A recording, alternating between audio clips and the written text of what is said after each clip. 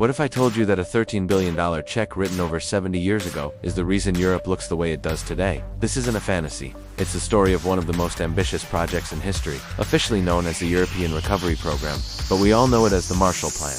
In the late 1940s, Europe was on its knees. World War II had left cities in ruins, economies shattered, and people starving. This desperation was a fertile ground for radical ideas, and communist parties, backed by the Soviet Union, were gaining massive popularity.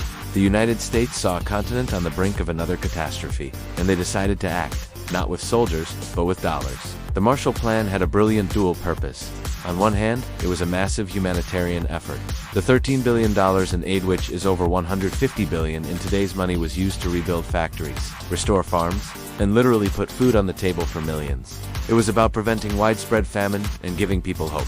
But there was a clever political strategy at play, too. By reviving these economies, the US aimed to showcase the success of capitalism and democracy, making communism a much less attractive option. It was a direct challenge to Soviet influence.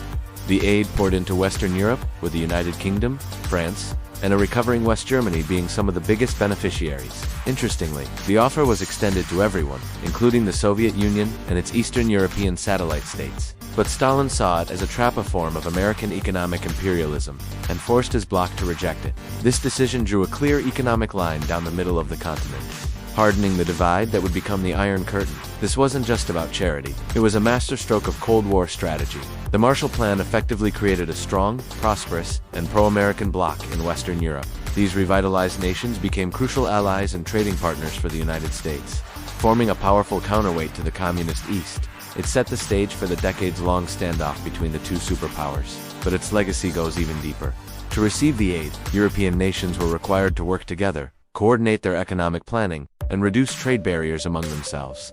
This forced cooperation planted the seeds for something much bigger. It broke down old rivalries and laid the groundwork for what would eventually evolve into the European Union. So, the next time you think about modern Europe, remember the $13 billion gamble that not only rebuilt the continent, but also reshaped the entire world.